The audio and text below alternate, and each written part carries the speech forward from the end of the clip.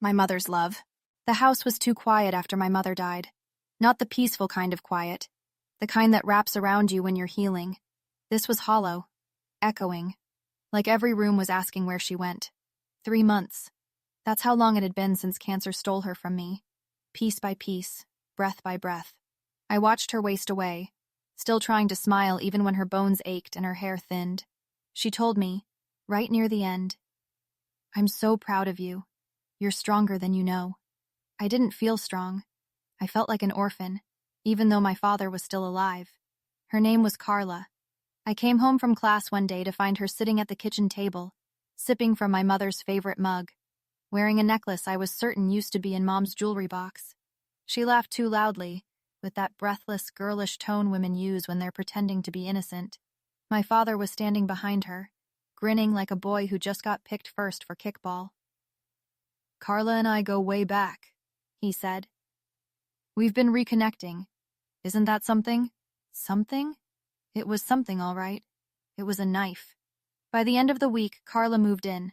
Not a bag, not a toothbrush, a U-Haul.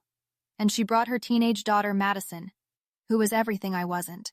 Blonde, bubbly, and as loud as a Bluetooth speaker with no volume control.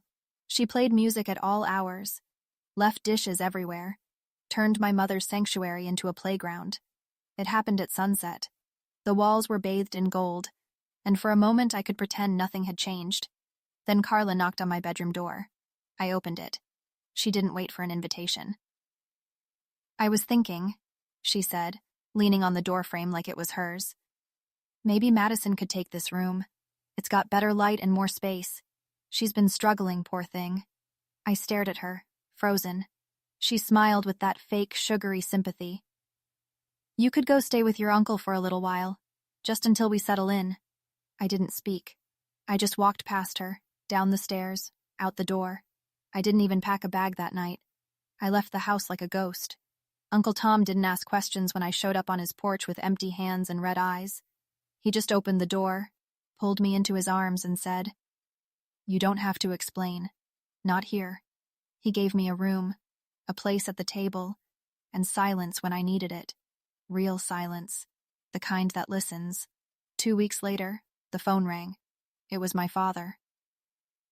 "I think we rushed things," he said. "Carla's been worried. Madison too. They miss you." I said nothing. Then he added, Maybe you should come back." But something in his voice sounded wrong. Less like guilt, more like strategy. Then the lawyer called. Jennifer Holt, Mom's estate attorney, said she had something for me. I met her in a cold office with tall windows. She slid a sealed envelope across the table. My name was written in Mom's handwriting. I was already crying before I opened it. "If you're reading this, I'm gone. I hope your father gave you time to grieve. But just in case he didn't, I want you to know I planned for this. You own half the house, sweetheart. Legally. And there's a trust in your name. You won't be left with nothing. Not while I had breath in my body. Be brave. Be smart. You're the best thing I ever did." I couldn't breathe. The house I was kicked out of? It was half mine, and now I knew why he wanted me back. Then came the coffee. My aunt, Elise, my dad's sister, called and asked to meet. Her voice shook. "I should have said something earlier," she told me. "But your mother begged me not to make things worse while she was sick." We sat at a quiet cafe, and she stared into her cup like it held the whole truth. "I saw your dad, with Carla, a few weeks before your mom died, at that little Italian place near the park. They weren't friends. They were involved, touching, laughing, whispering." I gripped my coffee so hard the lid cracked. "I confronted him," she said. "He lied. I told your mom. She said she forgave him, but I don't think she meant it. I think she just didn't want to die angry. That's when it all snapped into place. Carla, the timing, the speed, the room. I wasn't imagining it. He hadn't just moved on. He'd replaced her before she was even gone. I went home and reread Mom's letter 5 times. Then I did what she asked. I was brave. I filed with the estate lawyer, took my legal ownership of the house, hired a real estate agent, had the property appraised. The next time my father called, Furious, demanding answers, I gave him the coldest truth I could summon. I own half that house. You want to keep it? Buy me out. Until then, Madison can sleep on the couch. He stuttered, barked, then hung up. I didn't cry. I stood at the window of my uncle's guest room, watching the leaves fall like ashes, and whispered, "You didn't lose me, Dad. You gave me away."